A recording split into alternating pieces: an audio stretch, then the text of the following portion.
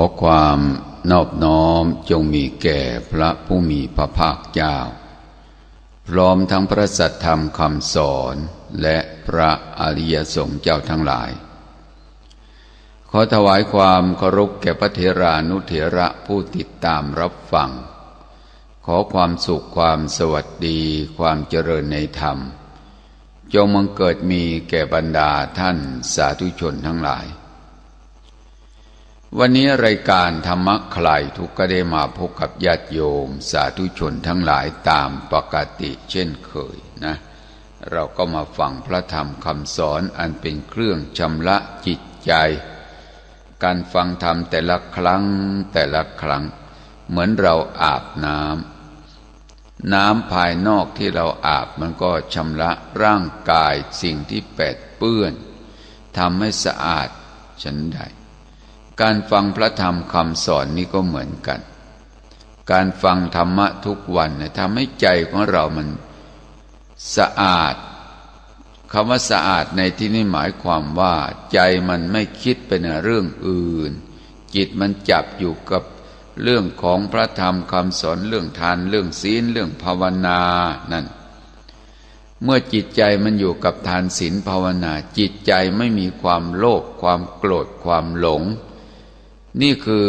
เหตุปัจจัยทำให้ใจของเราเกิดความสะอาดความบริสุทธิ์เป็นที่มาของความสงบความสงบเป็นบ่อกเกิดทำให้ใจของเรานั้นเกิดความสุขเราอยากได้ความสุขเราก็ต้องประพฤติธรรมล่ะตั้งมั่นอยู่ในทานอยู่ในศีลอยู่ในภาวนาเมื่อเราตั้งมั่นอยู่ในทานศีลภาวนาจิตใจของเราก็จะได้ปราศจากความมัวหมองในเรื่องบาปอกุศลทั้งหลายวันนี้ก่อนที่จะได้ฟังพระธรรมคำสอนเราก็ยกพุทธศาสนสุภาษิตอันเป็นพุทธดำรัสที่สมเด็จพ่อได้ตรัสว่าอนัตถชนะโนโกโทความโกรธย่อมก่อความพินาศให้เกิดขึ้นความโกรธมันเกิดขึ้นแก่ใครแล้วมันทำร้ายจิตใจของบุคคลนั้นให้หมดไปความโมโหโกธาพากลัดกลุ้มดุจเพลิงสุมดวงจิตพิษร้ายหลายมักก่อเรื่องเคืองคุณให้วุ่นวายบ่อนทำลายซึ่งความสามัคคีโกรธแล้วสร้างศัตรูคู่อาฆาตเกิดวิวาทฆ่าฟันกันป่นปี้ไฟโกรธดับลำบากยากเต็มทีนอกจากมีขันติธรรมประจำใจเรื่องของความโกรธเนี่ยมันเกิดขึ้นแก่ใครมันก็เผาจิตใจของบุคคลนั้นให้วอดวายทำจิตใจของบุคคลผู้มีความโกรธให้ย่อยยับไปเพราะฉะนั้นเราต้องระงับความโกรธด้วยความไม่โกรธคือเราจะระงับความโกรธด้วยความไม่โกรธเราก็ต้องเจริญเมตตานะที่พระพุทธเจ้าตรัสไว้ว่าโลโกปถัมภิกาเมตตาธรรมเนี่ยเป็นเครื่องค้ำจุนโลกใบนี้ถ้าเรามีเมตตามันก็จะอยู่แบบร่มเย็นเป็นสุขไม่ฆ่ากันไม่ทำลายกันไม่ใส่ร้ายป้ายสีกันให้ความเอื้อเฟื้อเผื่อแผ่กันนี่ก็เรียกว่าเมตตารักกันเหมือนพี่ดีกันเหมือนน้องปองดองกันเหมือนญาติเราก็จะอยู่แบบร่มเย็นเป็นสุขเพราะอานุภาพของเมตตาเนี่ยมันเกิดขึ้นในใจของบุคคลใดแล้วมันไปทำลายสิ่งที่ตรงกันข้ามกับเมตตาก็คือความโกรธเนี่ยมันเกิดขึ้นเพราะมันน่ารักนะความโกรธเหมือนกับว่าขนขวายทำในเรื่องดีโกรธใครถ้าเหยียบใส่น้ำย่ำใส่ตมได้แล้วมันจะมีความสุขขุดก้นบรรพบุรุษของเขามาด่าล้างน้ำกันจะเป็นโคตรเง่ากี่สักราชก็ตาม ถ้าโกรธขึ้นมาแล้วไปด่าใครได้โอ้มันมีความสุขนี่ความโกรธจึงบอกว่ามียอดหวานมีรากเป็นพิษนะโกรธไปแล้วฆ่าแทงตีด่าแต่พอโกรธมันหายมันจะเป็นไฟเผารนจิตใจของเราให้บุคคลนั้นเร่าร้อนในภายหลังท่านจึงพูดเป็นคติธรรมว่าความโกรธมีความขุ่นใจในเบื้องหลังมีความผิดหวังเป็นเบื้องหน้าโกรธแล้วมันทำให้ใจเราร้อนใจเราเป็นทุกข์เราต้องหัดเจริญเมตตาแผ่ไมตรีจิตไปยังบุคคลอื่นแต่ว่าไมตรีหรือเมตตามันจะไปในบุคคลอื่นเนี่ยเราต้องเจริญเมตตาในจิตใจของเราก่อนขอให้จิตของข้าพเจ้าเย็นขอให้จิตของข้าพเจ้ามีความสุขขอให้จิตของข้าพเจ้าปราศจากความทุกข์ขอให้จิตของข้าพเจ้าปราศจากเวรภัยขอให้จิตของข้าพเจ้าปราศจากความทุกข์กายทุกข์ใจขอให้จิตของข้าพเจ้ามีความสุขรักษาตนอยู่เถิดนี่อาการแผ่เมตตาต้องน้อมนึกไม่ใช่นึกอย่างเดียวใจต้องเมตตาต้องเป็นไปในเมตตาให้ใจเย็นใจมีความสุขด้วยนะเช่นเรานึกว่าขอให้ข้าพเจ้ามีความสุขต้องให้นึกเย็นให้มีความสุขขอให้จิตของข้าพเจ้าปราศจากความทุกข์เย็นให้มีความสุขขอให้จิตของข้าพเจ้าปราศจากเวรภัยขอให้จิตของข้าพเจ้าปราศจากความเบียดเบียนขอให้จิตของข้าพเจ้าปราศจากความทุกข์กายทุกข์ใจขอให้จิตของข้าพเจ้ามีความสุขรักษาตนอยู่เถิดการนึกน้อมแผ่ไมตรีจิตให้เกิดขึ้นในจิตใจของตนเองเนี่ยเป็นจุดเริ่มต้นของการเจริญเมตตาเมื่อเมตตามันเกิดขึ้นในจิตใจของเราแล้วตอนนี้เราก็แผ่เมตตาจิตไปยังบุคคลอื่นว่าสรรพสัตว์ทั้งหลายที่เป็นเพื่อนทุกข์เกิดแก่เจ็บตายด้วยกันทั้งหมดทั้งสิ้นจงมีความสุขปราศจากความทุกข์ไม่มีเวรไม่มีภัยไม่มีความเบียดเบียนซึ่งกันและกันไม่มีความทุกข์กายทุกข์ใจมีความสุขรักษาตนอยู่เถิดฉันใดสัตว์ทั้งหลายทั้งปวงที่เป็นเพื่อนทุกข์เกิดแก่เจ็บตายด้วยกันทั้งหมดทั้งสิ้นจงมีความสุขให้เย็นใจเราต้องน้อมนึกเย็นแผ่ความเย็นที่เกิดขึ้นในใจของเราไปยังบุคคลอื่นขอให้สัตว์ทั้งหลายทั้งปวงจงปราศจากเวรภัยใจของเราไม่มีเวรไม่มีภัยกับใครขอสรรพสัตว์ทั้งหลายจงอย่าได้มีเวรมีภัยกันฉะนั้นจิตของข้าพเจ้ามีความสุขปราศจากความทุกข์ฉันใดขอสรรพสัตว์ทั้งหลายจงมีความสุขปราศจากความทุกข์ฉันนั้นจิตของข้าพเจ้าไม่มีความเบียดเบียนกับใครฉันใดขอสรรพสัตว์ทั้งหลายอย่าได้มีความเบียดเบียนกันฉันนั้นขอให้ข้าพเจ้ามีความสุขรักษาตนอยู่เถิดนี่คือการแผ่เมตตาใหม่ๆนี่ใจมันไม่น้อมโยมเพราะว่าเมตตามันยังไม่มีพลังแต่พอเราเจริญเมตตาโอ้มองคนอื่นเป็นญาติเป็นมิตรเป็นพี่เป็นน้องกันมองคนนั้นเราจะพิสูจน์ด้วยเวลาแผ่เมตตาไปแล้วเราลองนึกจิตของเราให้เย็นมองเพื่อนเกิดแก่เจ็บตายของสรรพสัตว์ทั้งหลายในโลกหมูหมาเป็ดไก่ช้างม้าวัวควายมนุษย์มองดูที่จิตมันมองโดยคนเป็นพี่เป็นน้องกันหรือเปล่าถ้ามองไปน้อมไปนึกไปดูที่สัตว์ทุกประเภททุกหมู่เหล่ามองแล้วมันเฉยหรือใจมันวางเป็นกลางมองแล้วเหมือนเรากับเรามีพี่มีน้องมีพ่อมีแม่ฉันใดการแผ่ไมตรีจิตก็เหมือนกันถ้าเรานึกถึงบุคคลที่เคยด่าเคยว่ากันวางใจได้ใจไม่เป็นทุกข์นานแสดงว่าเมตตาเริ่มเกิดแล้วนะเมตตาจิตมันเริ่มเกิดแล้วก็อยู่กับพวกสิงสาราสัตว์นกหนูปูปีก เวลาเราเจริญเมตตามันจะเกิดความรักแผ่ไมตรีจิตไปยังบุคคลอื่นคนเจริญเมตตาเนี่ยใจเย็นใจมีความสุขปราศจากการอยู่ร้อนนอนทุกข์เนี่ยอานิสงส์ของการเจริญเมตตาที่พระพุทธเจ้าตรัสว่าโลโกปถัมภิกาเมตตาเมตตาธรรมค้ำจุนโลกอัพพยาปัชชังสุขขังโลเกการไม่เบียดเบียนกันเป็นสุขในโลกมันเป็นเรื่องจริงนะคนเราถ้าไม่ฆ่าไม่ทำลายไม่ดุด่าว่ากันแล้วในโลกนี้เราจะเอาอะไรมันจะมีแต่ความสุขปราศจากการอยู่ร้อนนอนทุกข์นี่เราฝึกแผ่เมตตาเมตตาถ้ามันเกิดขึ้นในผู้หลักผู้ใหญ่ในบ้านในเมืองผู้ใต้อำนาจบังคับบัญชาไม่ต้องไปเรียกร้องหรอกประชาธิปไตยมันเกิดเองความเสมอภาคความเป็นธรรมมันเกิดขึ้นณสถานที่ใด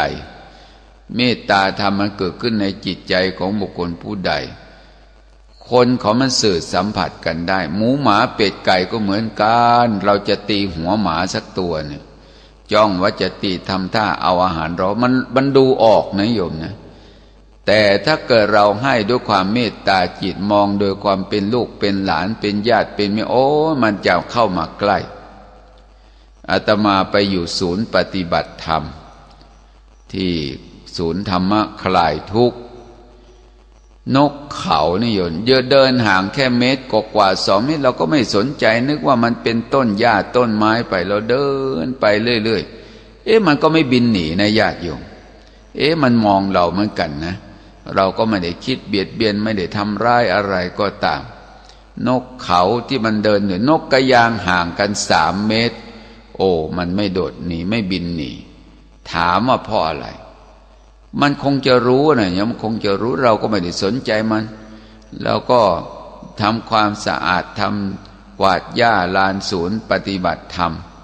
นกกระยางก็เดินหากินตามหน้าที่ของมันนกเขามันก็อยู่ตามหน้าที่ของมัน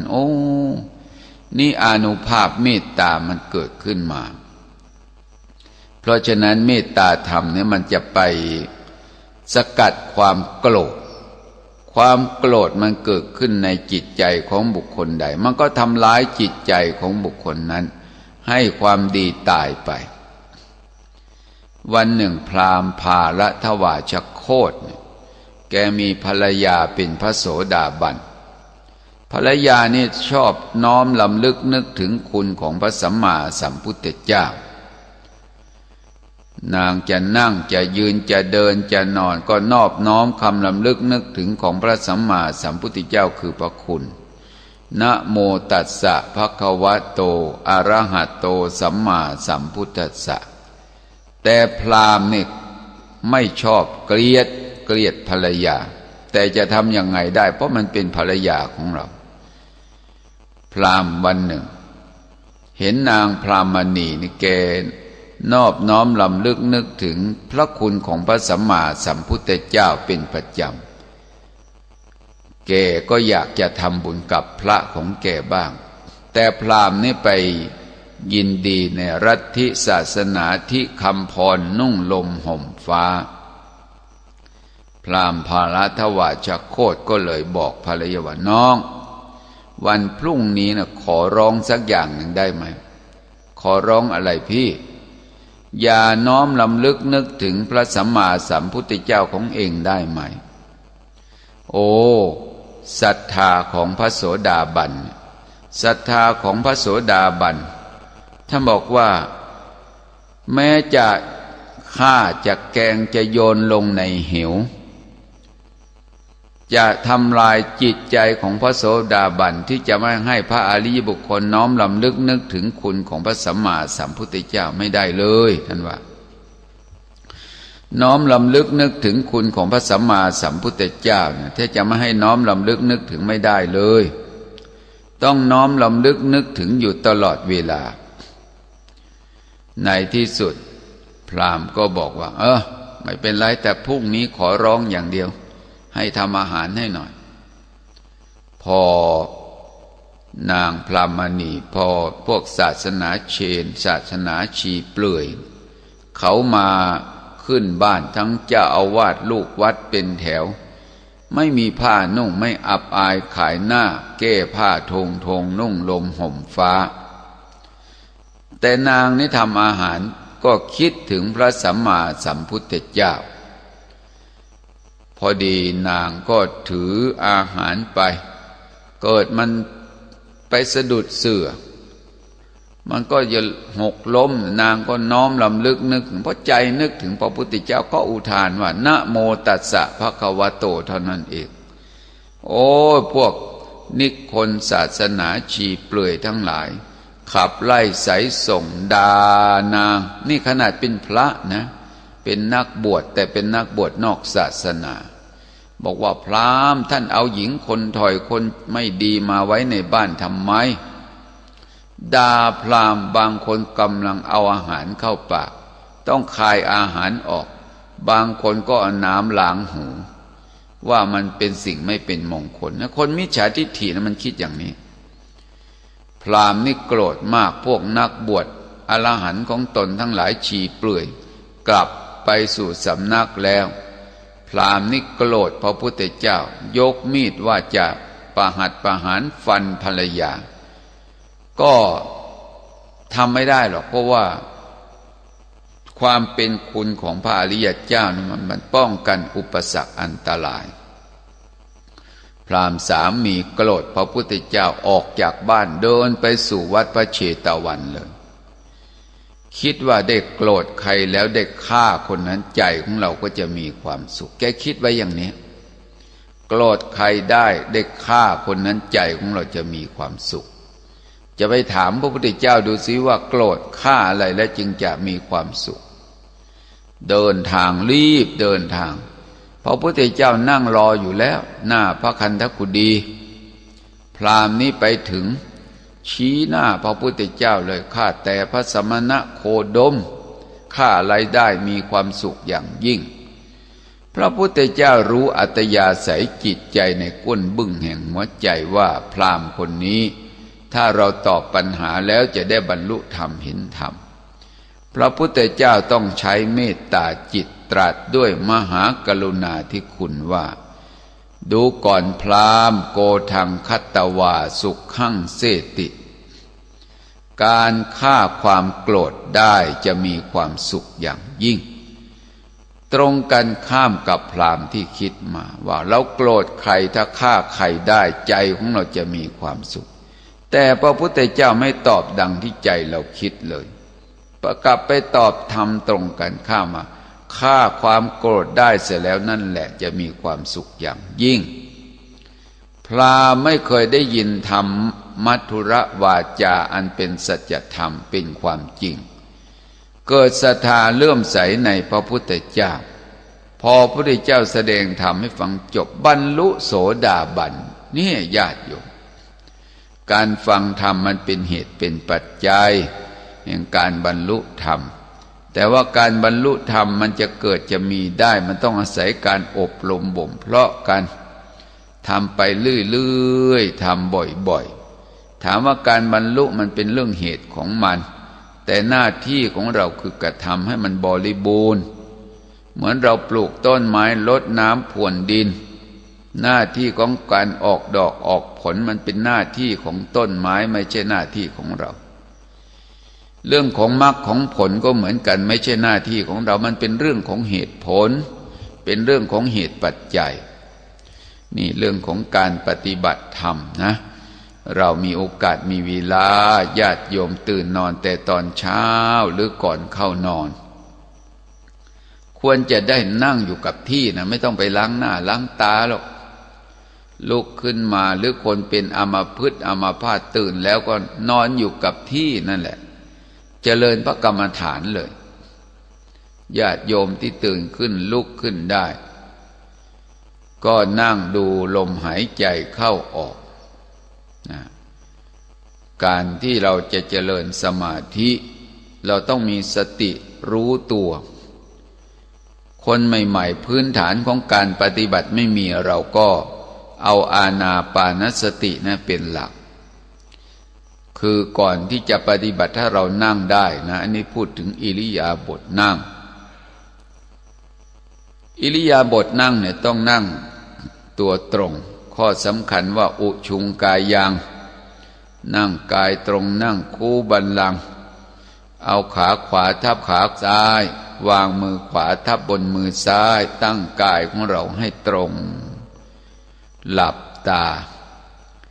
เอาความรู้สึกคือตัวสตินั้นมากำหนดจับไว้ที่ปลายโพรงจมูกพอตั้งสติแล้วหายใจเข้ารู้ขณะหนึ่งตั้งสติก่อน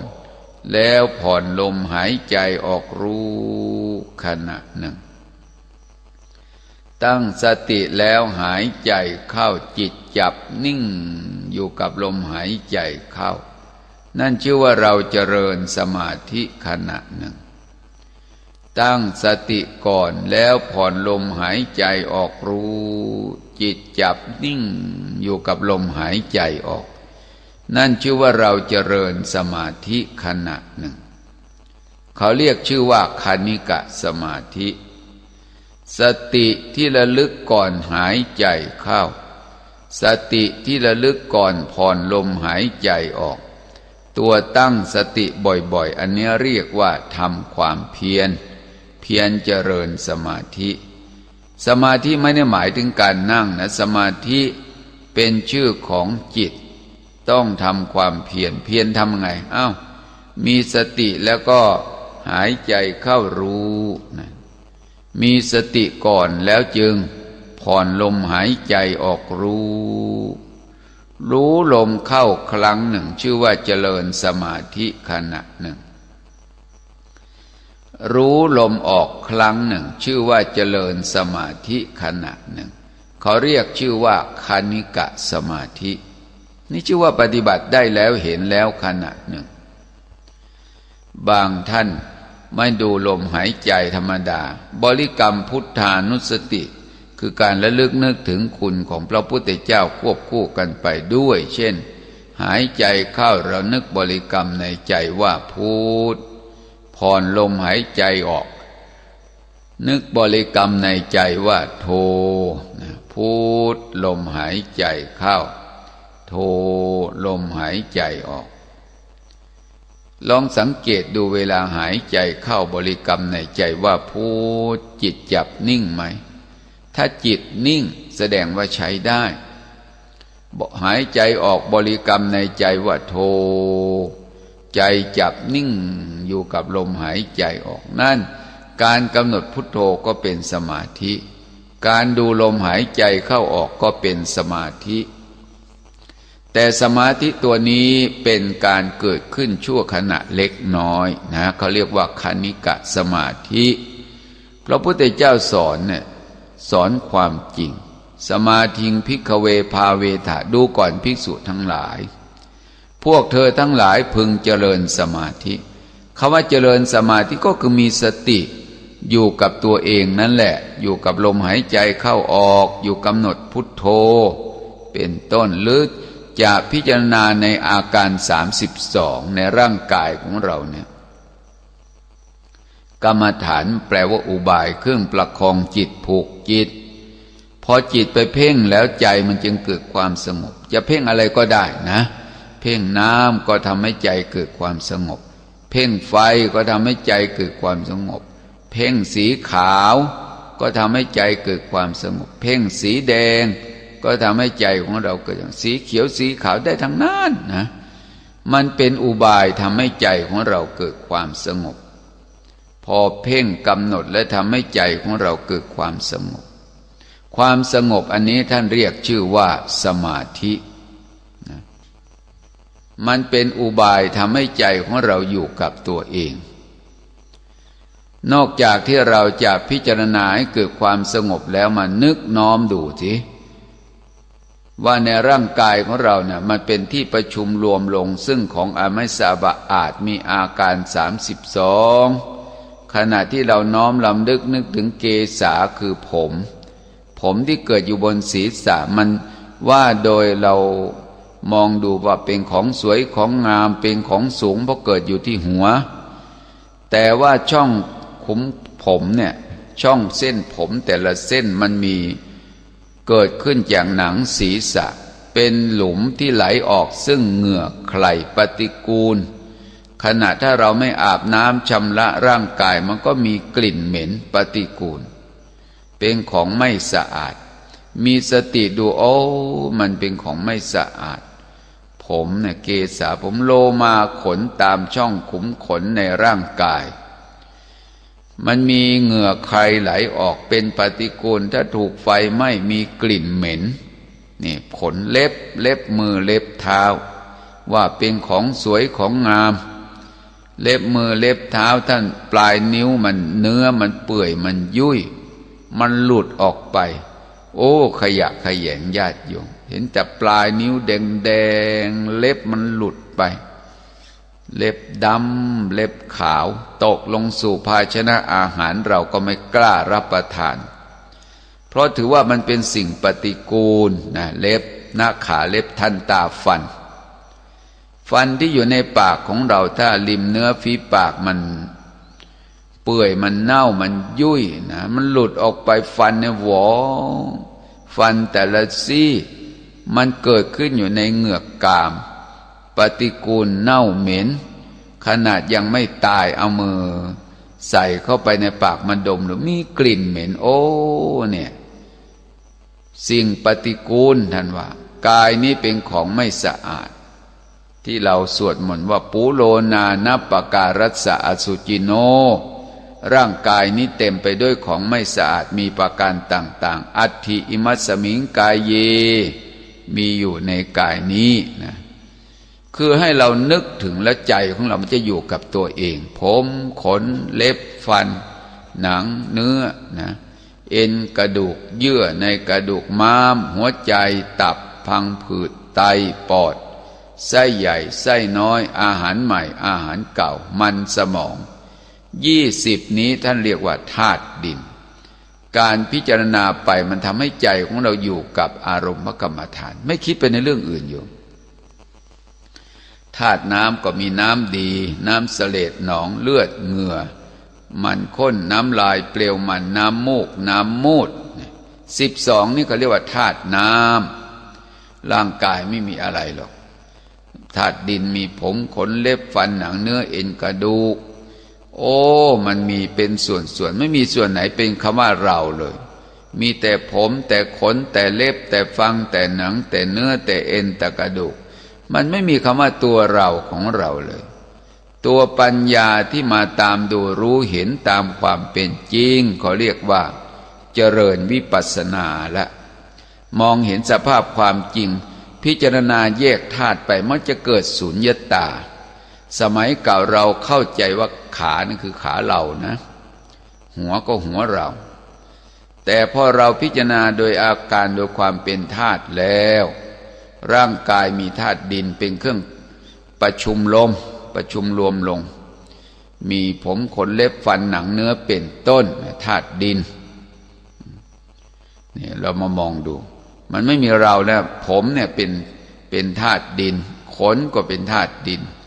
เล็บก็เป็นธาตุดินทันปลาฟันก็เป็นธาตุดินหนังก็เป็นธาตุดินมันมีแต่ดินทั้งนั้น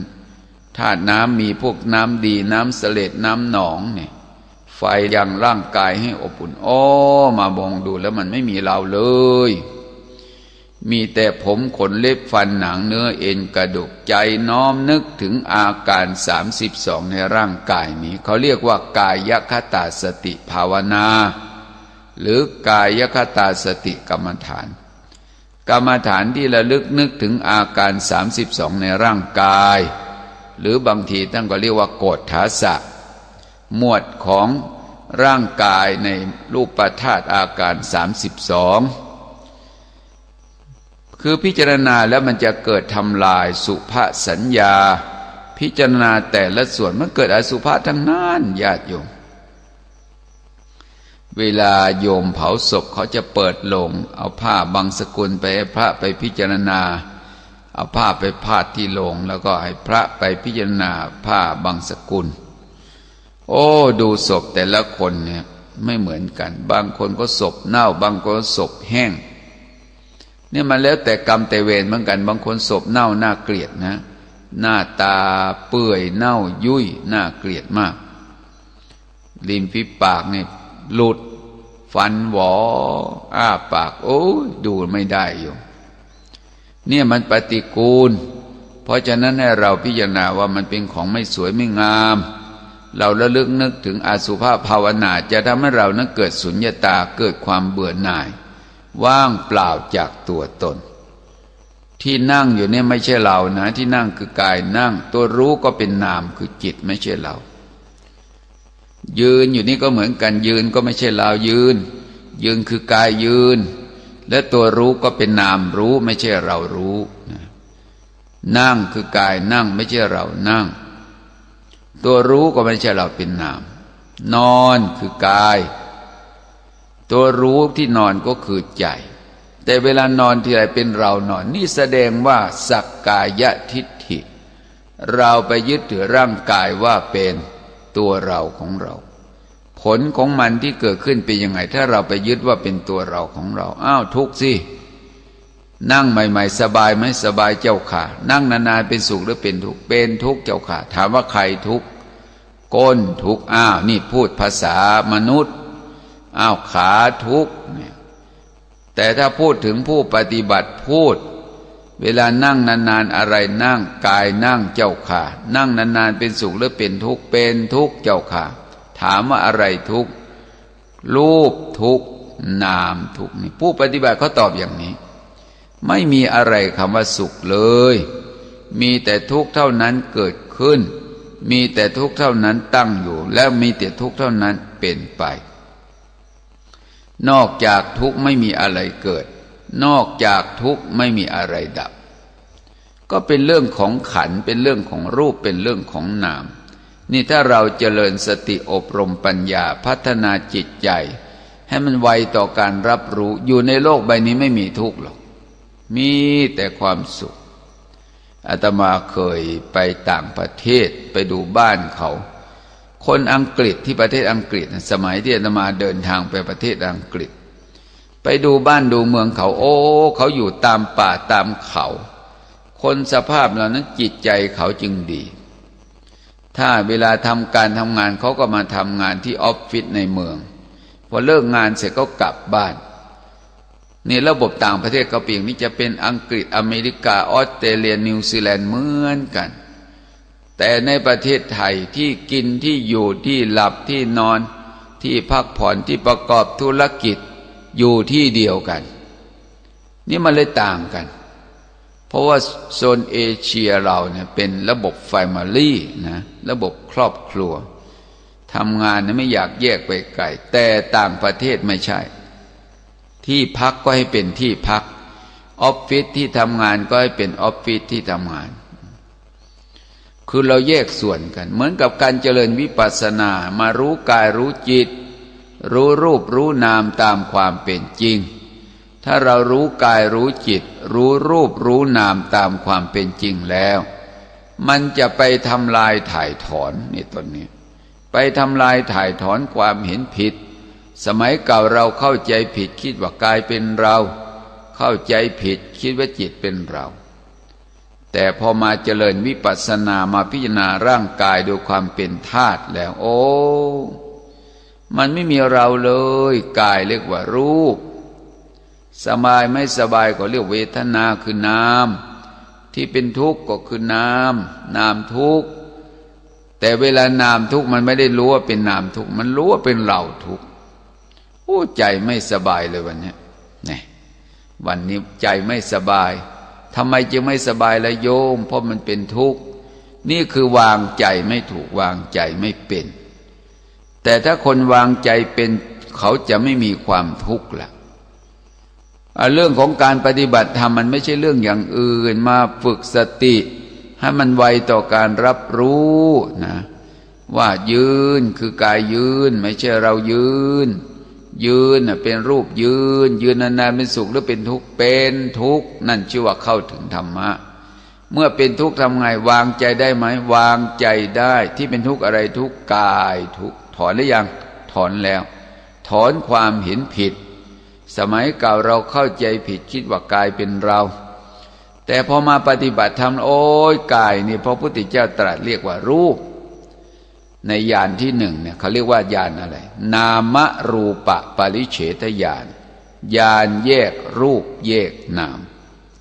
เห็นกายนั่งกายยืนกายเดินกายนอนเป็นรูปความรู้สึกนึกคิดทางด้านจิตใจเขาเรียกว่านามพูดภาษาผู้ปฏิบัติเรียกว่าเห็นรูปเกิดดับเห็นกายเป็นรูปเห็นจิตเป็นนามมันก็เลยไปทำลายถ่ายถอนความเห็นผิดความยึดผิดว่ากายเป็นเราความยึดผิดว่าจิตเป็นเราให้หมดไปการปฏิบัติธรรมเนี่ยมันต้องอาศัยการฝึกนะญาติโยมนะเราฟังอย่างเดียวไม่เป็นคนที่มีปัญญามากในสมัยพุทธกาลฟังและบรรลุธรรมเนี่ยท่านบริบูรณ์แล้วท่านปฏิบัติมานานแล้วพอได้พบพระพุทธเจ้าก็ได้ฟังปุ๊บมันเหมือนน้ำที่มันเต็มแล้วในโอ่งเปิดฝานะเปิดฝาที่ปิดหงายของที่คว่ำเนี่ยพระธรรมคำสอนจุดประทีปในที่มืดให้ผู้มีจักษุคือดวงตาได้มองเห็นทางชี้ทางแก่คนหลงทาง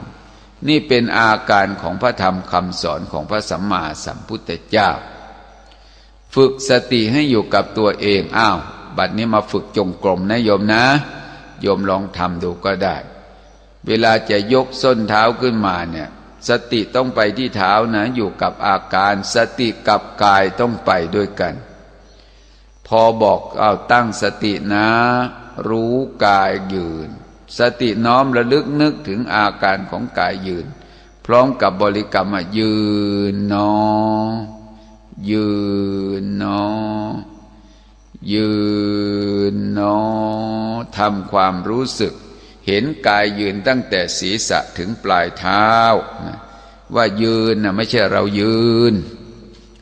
ยืนคือกายยืนไม่ใช่เรายืนพอกำหนดยืนกำหนดได้นานไหมจริงๆจะยืนเป็นอิริยาบถจะยืนเป็นครึ่งชั่วโมงก็ได้แต่ถ้าเราไม่ยืนก็ได้พอมีกำหนดรูปยืนก่อนจะยกส้นเท้าไปเนี่ยสติต้องไปที่เท้าขวาพอบอกว่าขวานี่ยกส้นขึ้นย่างเคลื่อนเท้าไปช้าๆหนอแตะพื้นพอดีเหยียบนิ่งก่อนถ้าสติไม่มาเท้าซ้ายอย่าเพิ่งยกหล่อพอสติน้อมมาเท้าซ้ายบอกซ้ายยกส้นขึ้นย่างเคลื่อนเท้าไปช้าๆหนอแตะพื้นพอดีถามว่าสติมันดิ่งอยู่กับอาการของกายเดินโยกถ้าเราไม่เอาหนอนะยกส้นขึ้นย่างเคลื่อนเท้าไปช้าๆหนอไม่มีหนอเหยียบบัดนี้เอาขาขวาเหยียบแล้วบัดนี้สติน้อมมาเท้าซ้ายว่าซ้ายยกส้นขึ้นย่างเคลื่อนเท้าไปช้าๆเหยียบเนี่ยคือหมายความว่าสติกับกายต้องไปด้วยกันหลงลืมไม่เป็นไรนะสติกับกายต้องไปด้วยกันถ้าสติไม่มากำหนดไปก่อนมันก็กำหนดแบบไม่มีสติมันก็เป็นเราเดินการเดินมันไม่ใช่เราเดินคือกายเดินเนี่ยถ้าเรารู้อย่างนี้เรียกว่าถอนความเห็นผิดอัตตานุทิฏฐิอวรจะถอนความเห็นผิดที่เข้าไปยึดถือกายและใจว่าเป็นตัวเราของเราแล้วเอวังโลกังอเวกขั้นต่างบุคคลพิจารณาโลกโดยความเป็นของศูนย์อยู่อย่างนี้นะมัจจุราชานปัสสติพญามัจจุราชจะตามไม่เห็นเธอนะความตายเนี่ยหมายเอาใครตายเราก็จะพูดว่าโอ้ยพ่อนั้นตายพ่อนี้ตายพระตายโยมตายเนนตายแต่ถ้าพูดภาษาธรรมะสภาวะปรมัตถธรรมแล้วรูปดับนามดับไอ้คนที่ยังไม่เข้าใจสภาวะเนี่ยมันไปยึดอย่างเราหั่นหอมคุยไปพูดไปหั่นหอมมีดบาดมือตัวโอ้ยมีดบาดมือว่างั้นบาดมือเรา มีดบาดมือมันไม่ได้บาดมือมีดบาดมีดมันผ่าที่รูปนะรูปมือนะเป็นรูปแต่ถ้าเป็นมือเราแล้วใครทุกข์ล่ะท่านเนี่ยมันไม่ใช่ทุกข์แต่มือนะเราทุกข์ด้วยเพราะมือใครมือของเรานี่เราพยายามทำความเข้าใจถูกว่าการที่สักกายทิฏฐิความเข้าไปยึดถือกายและใจว่าเป็นตัวเราของเราเนี่ยฝังในจิตใจของเรามาหลายแสนหลายพันโกฏชาติแล้วก่อนที่จะได้มาพบพระธรรมคำสอนกว่าจะได้ฟังธรรมอันละเอียดลึกซึ้งเนี่ยหายากถ้าเราไม่มีโอกาสไม่มีเวลาไม่มีวันปฏิบัติบางคนบ้านข้างวัดจัดปฏิบัติธรรมมาหลายปียังไม่เคยเห็นมานั่งปฏิบัติเลยแล้วเขาจะไปปฏิบัติที่ไหนขณะใกล้ๆยังไม่เคยปฏิบัติแล้วโอ้ไกลไม่ต้องพูดอยู่แต่เรื่องคำพูดแหมรู้ทุกอย่างนะรู้หมดอดไม่ได้รู้ทุกอย่างแต่ทำไม่ได้ทำนองนั้นต้องอาศัยการฝึกนะเดินจงกรมจะหนอก็ได้ไม่หนอก็ได้ถ้าหนอก็ขวายกส้นขึ้นย่างเคลื่อนเท้าไปหนอแตะพื้นพอดีพอขาขวาเหยียบนิ่งทำไมต้องบอกให้เหยียบนิ่งเพราะว่าสติต้องมาก่อนแล้วจึงสัมปชัญญะจะตามมานะสติมาก่อนและสัมปชัญญะมันจะตามมาเรื่องของเหตุผลนะเรื่องของเหตุผลเรื่องของการปฏิบัติธรรมเป็นการพัฒนาจิตใจของเราให้มันไวต่อการรับรู้การปฏิบัติธรรมเป็นการพัฒนาจิตใจของเราให้มันไวต่อการรับรู้รู้แล้วมันก็ละก็วางนะรู้แล้วมันก็ละก็วางการปฏิบัติธรรมเป็นการพัฒนาจิตใจของเราให้มันไวต่อการรับรู้ถ้าเราไม่ปฏิบัติมันก็ไม่รู้นะสิ่งต่างๆทั้งหลายในโลกนี้มันเป็นเหตุเป็นผลของมันถ้าเราไม่ปฏิบัติวันนี้เราจะไปปฏิบัติธรรมวันไหนญาติโยมนะโอกาสมีเวลาเราก็ควรจะได้ปฏิบัติธรรมกันปฏิบัติไปทุกวันนะยืนเดินนั่งนอนแบบผู้มีสตินะยืนเดินนั่งนอนแบบผู้มีสติก็ยังไงก็ตามญาติโยมนะการปฏิบัติธรรมเป็นหน้าที่ของเราที่จะต้องปฏิบัติกันพัฒนาจิตใจของเราให้มันไวต่อการรับรู้นะมีเวลามีโอกาสชีวิตนี้ไม่นานหรอกญาติโยมนะเราจะได้ประพฤติปฏิบัติธรรมกันการปฏิบัติธรรมเป็นการพัฒนาจิตใจให้มันไวต่อการรับรู้หลงลืมไม่เป็นไรสติเกิดให้ระลึกรู้ดูตามความเป็นจริงเราเดินจงกรมเสร็จแล้วก็มานั่งนี่แล้วก็ปฏิบัติธรรมกันฝึกหัดปฏิบัติอบรมจิตใจฝึกสติอบรมปัญญาพัฒนาจิตใจของเราให้มันไวต่อการรับรู้แต่ถ้าเราเดินจงกรมอยู่ถ้าเสียงมากระทบหูเราก็ไม่ต้องไปหยุดยืนเพื่อจะกำหนดเสียงเวลาปฏิบัติธรรมเวลาเดินจงกรมเมื่อเสียงมากระทบหูเอาสติมาไว้ที่หูใหม่ๆไม่ทันหรอกโยมเพราะเสียงหมามากระทบหูจิตก็ได้ยินเสียงหมาพอคนพูดจิตก็ได้ยินเสียงคนพูดแต่เวลาสติมันเกิดเนี่ยเราต้องเอาสติมาไว้ที่หูเสียงน่ะมันเป็นรูปเสียงมากระทบหูขณะใดมันก็ดับขณะนั้นเสียงเป็นรูปมากระทบหูกระทบแล้วก็ดับตัวปัญญาที่มาตามดูรู้เห็นตามความเป็นจริงคำว่าความจริงในที่นี้ก็คือมากำหนดที่ฐานเสียงเสียงนี่มาปรากฏที่หูเดินจงกรมอยู่นะไม่ต้องหยุดยืนกำหนดเสียงเสียงมันมากระทบฟับแล้วก็ดับฐานเสียงกระทบแล้วก็ดับดับที่หูเสียงมากระทบที่หูก็ดับที่หูกระทบขณะใดก็ดับขณะนั้นตัวปัญญาที่มาตามดูรู้เห็นตามความเป็นจริงนี่เขาเรียกว่าเจริญวิปัสสนาแปลว่าเห็นแจ้งว่าเสียงน่ะมันสักว่าเสียงมันมีหน้าที่มากระทบเท่านั้นกระทบแล้วก็ดับแต่ปัญญาที่มาตามดูรู้เห็นตามความเป็นจริงเนี่ยเขาเรียกว่าเจริญวิปัสสนาแปลว่าเห็นแจ้ง ถ้าเห็นแจ้งแล้วมันก็ไปละความเห็นผิดความยึดผิดว่ากายเป็นเราความยึดผิดว่าจิตเป็นเราเนี่ยคือเราเข้าใจว่าโอ้เสียงนั้นเป็นรูปจริงๆเสียงกระทบหูแล้วก็ดับแต่ถ้าเราได้ยินเสียงถ้าเราไม่ชอบนั้นโทสะแล้วแสดงว่าเราไม่ได้กำหนดเสียงตามความเป็นจริงการกำหนดเสียงต้องเอาสติมากำหนดไว้ที่ฐานเสียงคือหู